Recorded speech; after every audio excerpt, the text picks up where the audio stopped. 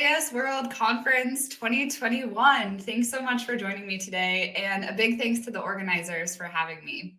I'm really excited to share with you all some ideas about emoji encoding, Unicode, and internationalization, or I-18N.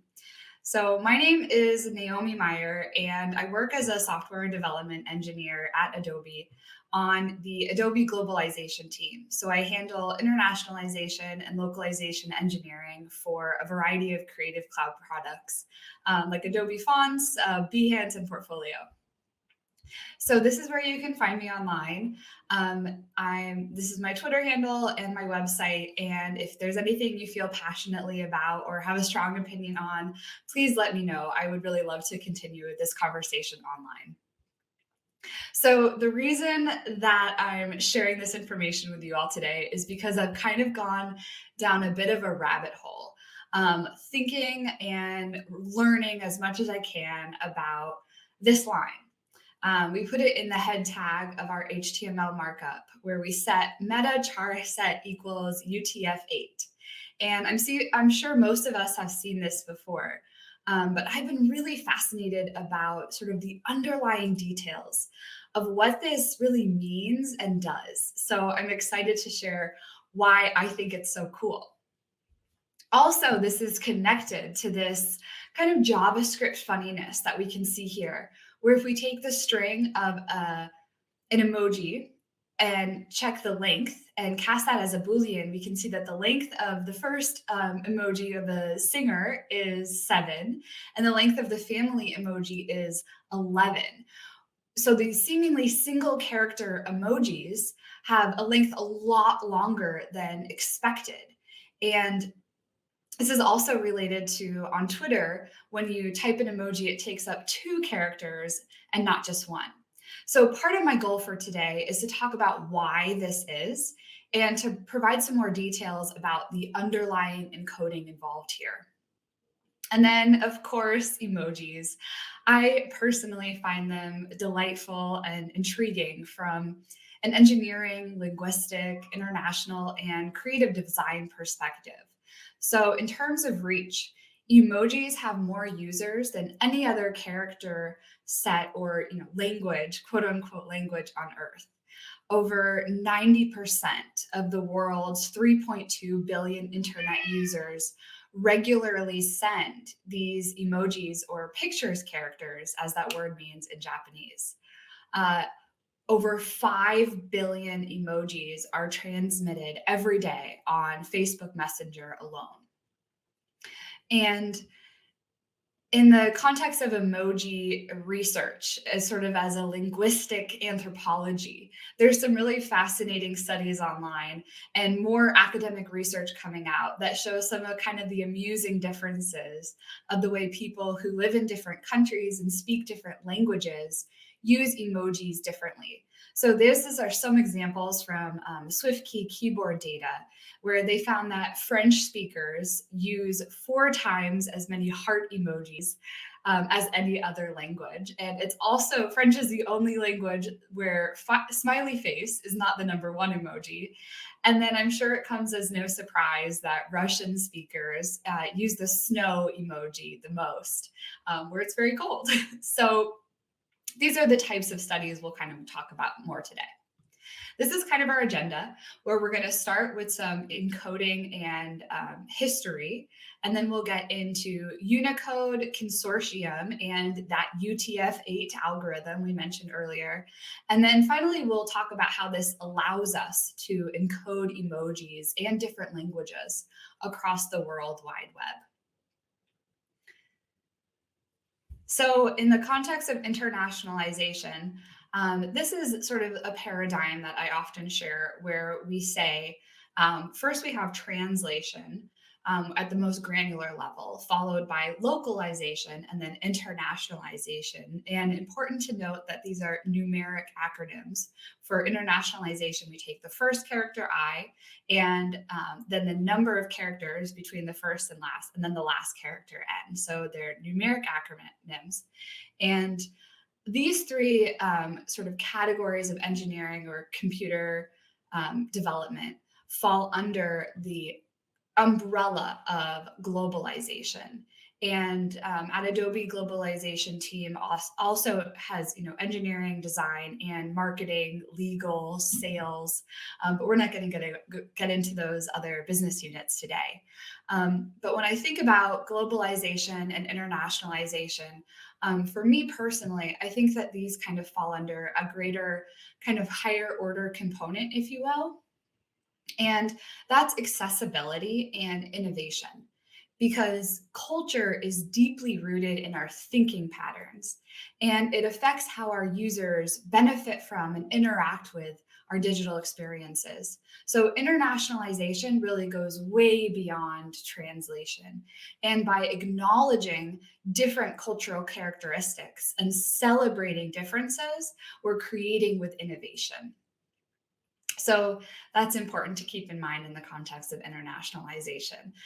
But with that in mind, let's move on and talk about Unicode. So sorry if this is repetitive information for folks, but just for a bit of a refresher on where Unicode came from.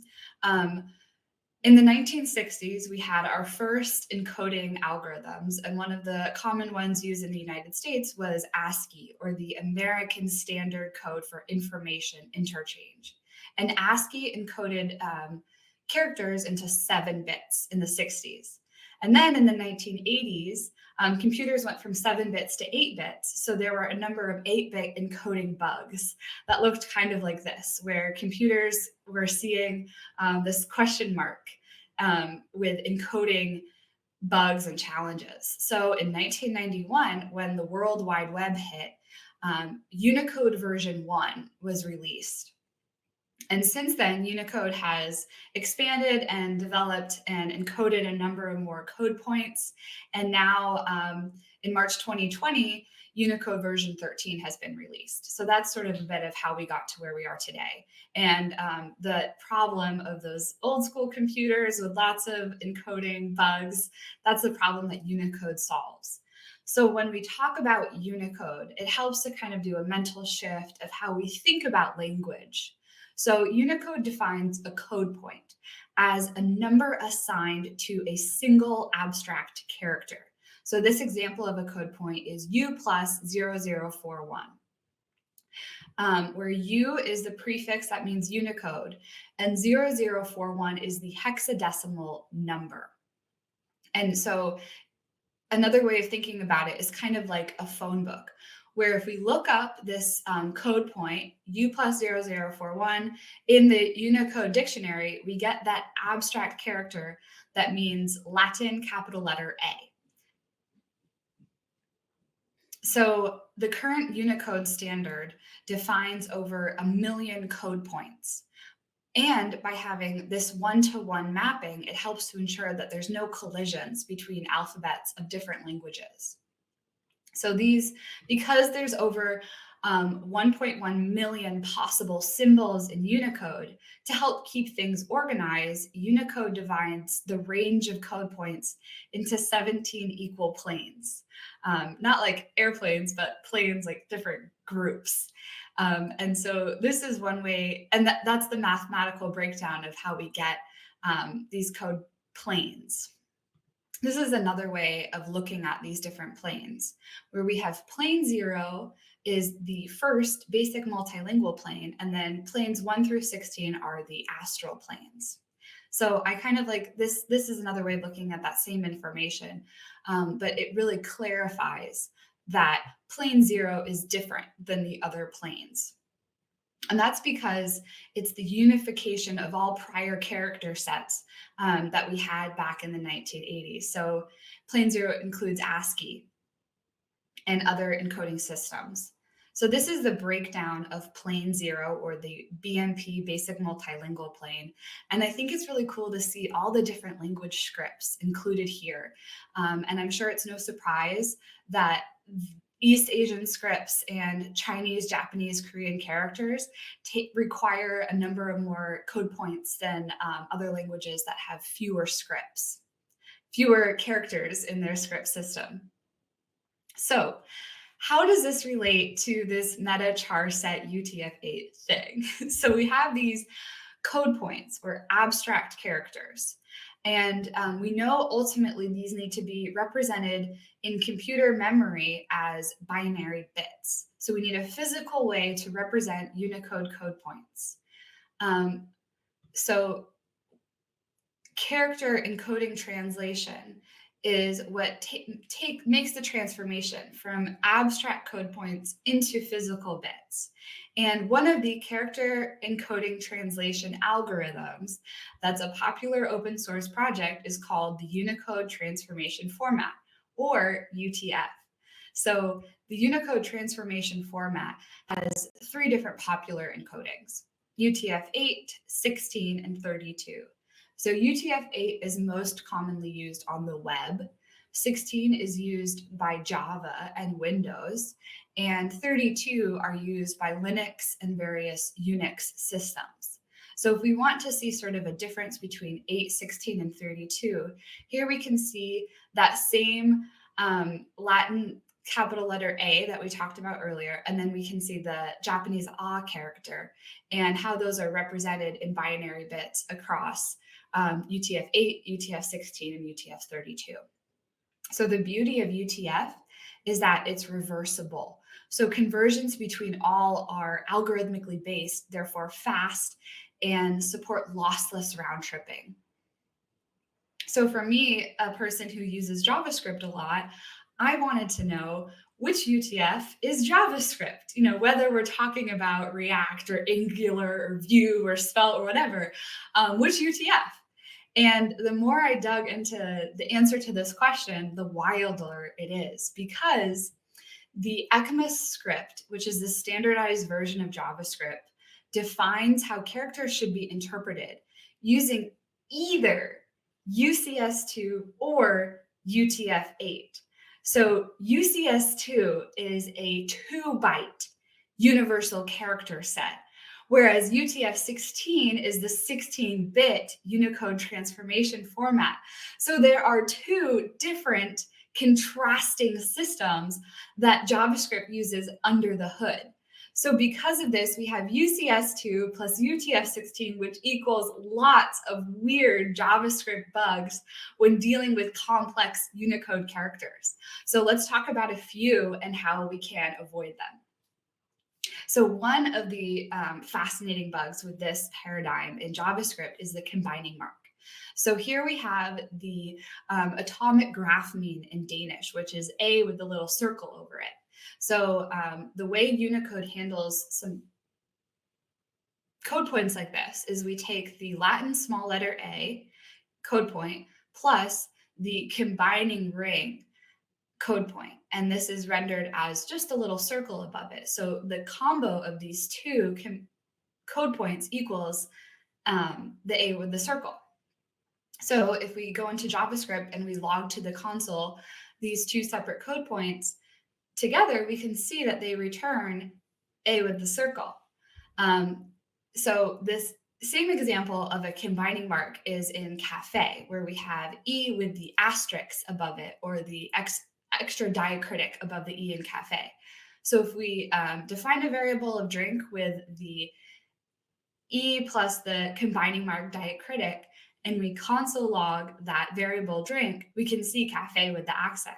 But then if we do drink.length of this string, it looks like it should be 4, but really it's 5, because that extra combining mark character is an additional index in that string. And if we split that string into an array, we can see that final combining mark is included as the final index of that array.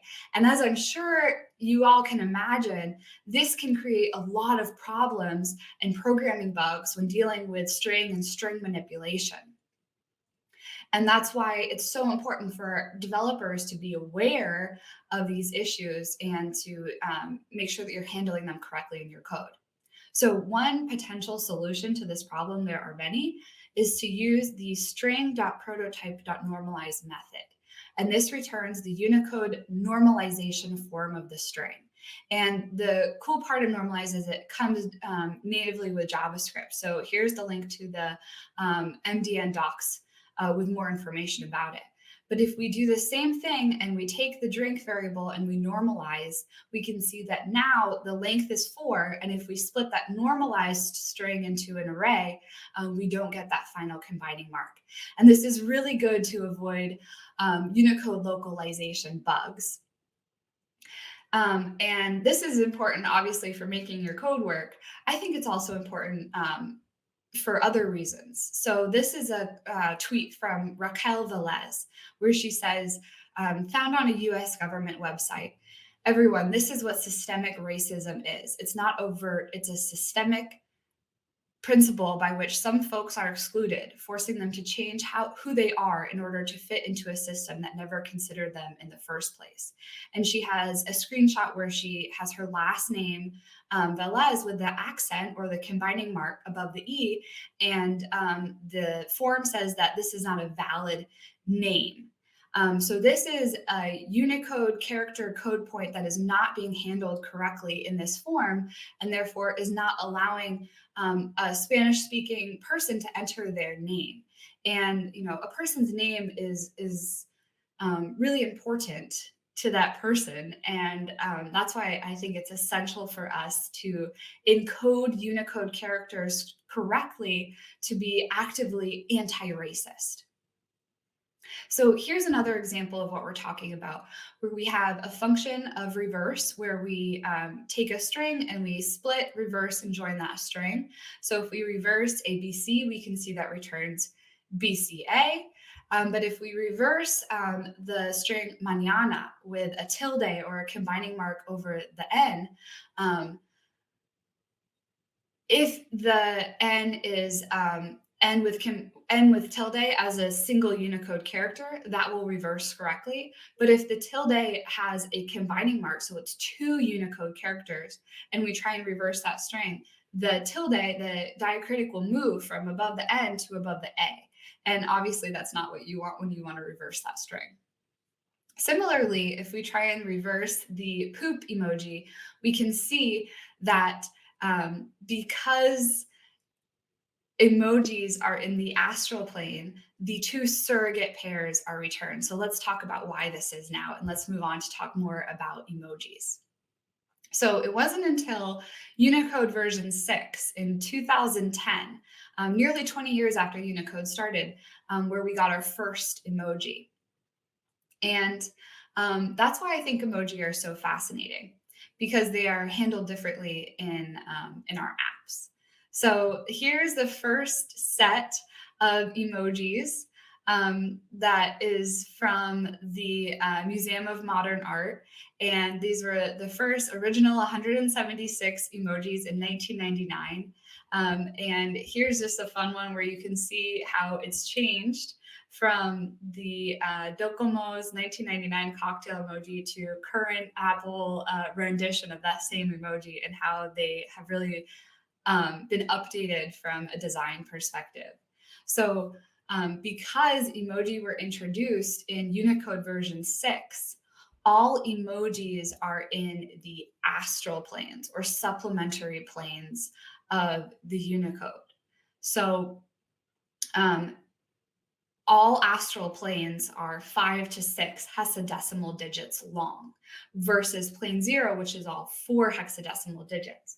So if we take this emoji example where we have grinning face, which is U plus 1F600, because that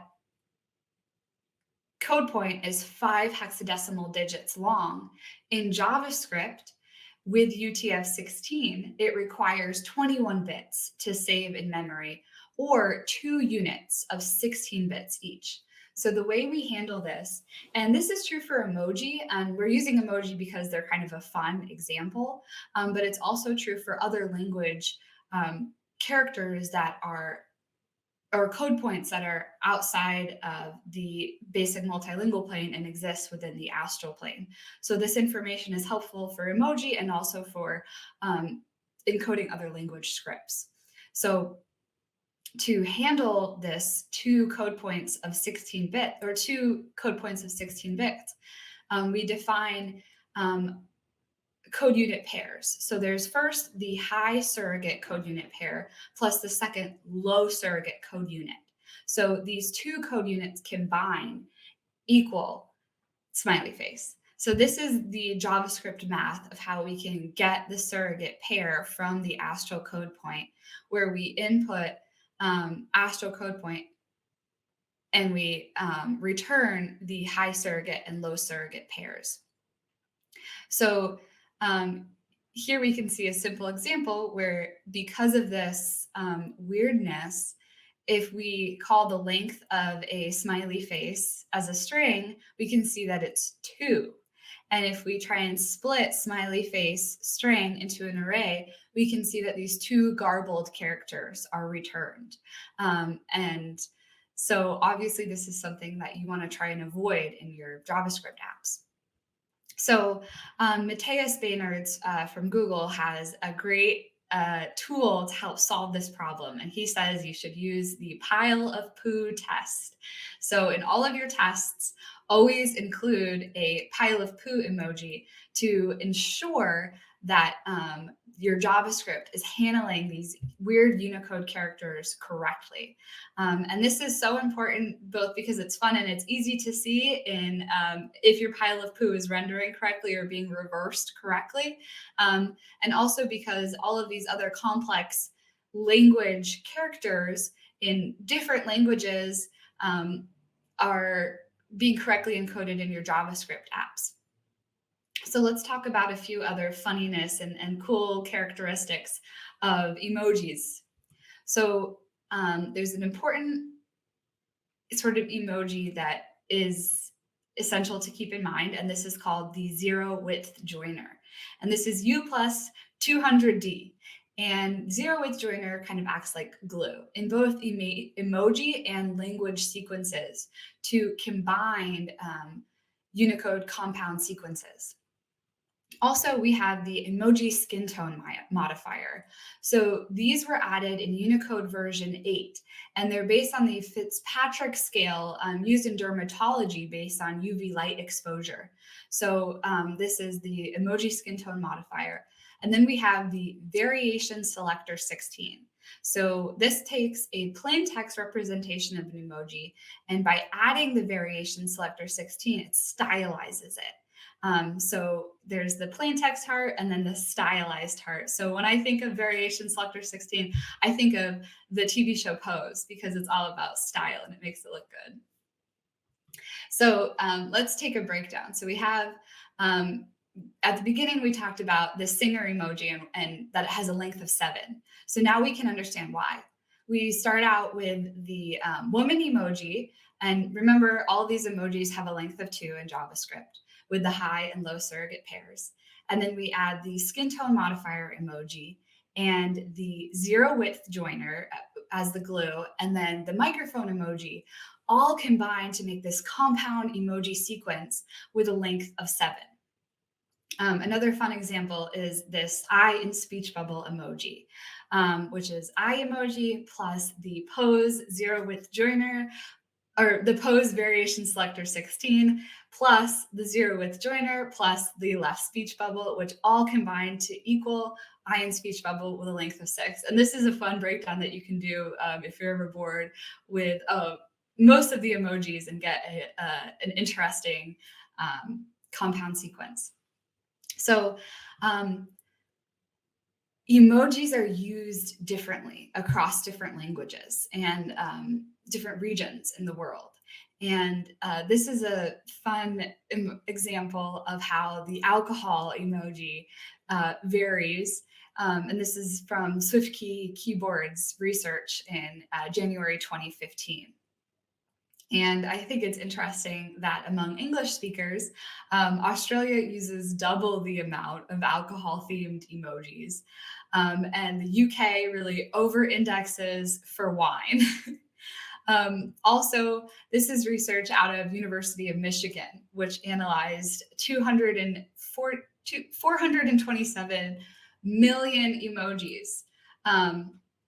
And they found that France, for example, uses a lot more of the heart emojis. And then there's some like wonderfully random ones here. So Brazil really loves the clapping hands emoji.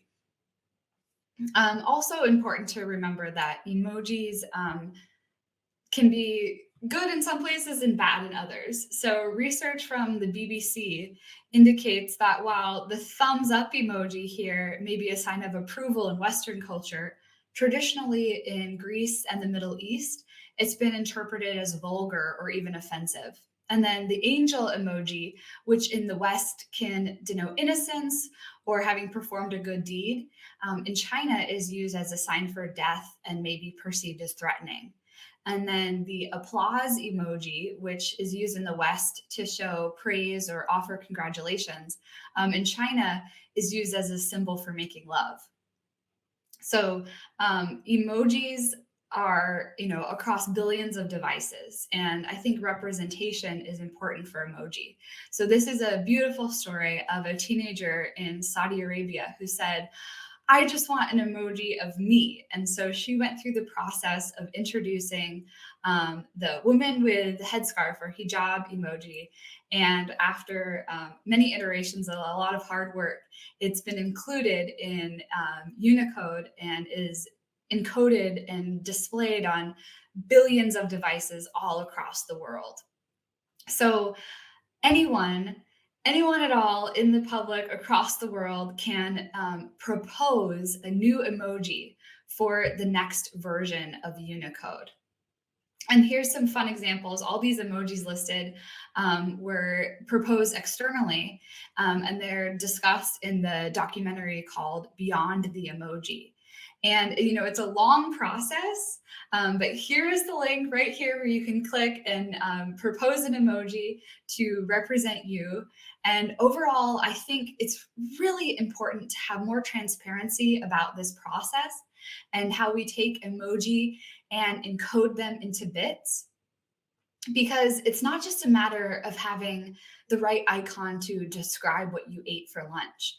I think it's about a digital acknowledgement of different culture. And I think these diverse representations really matter. So please go out there, submit emojis, encode your strings correctly, and put the world in the World Wide Web. Thank you so much. Let's continue the conversation online.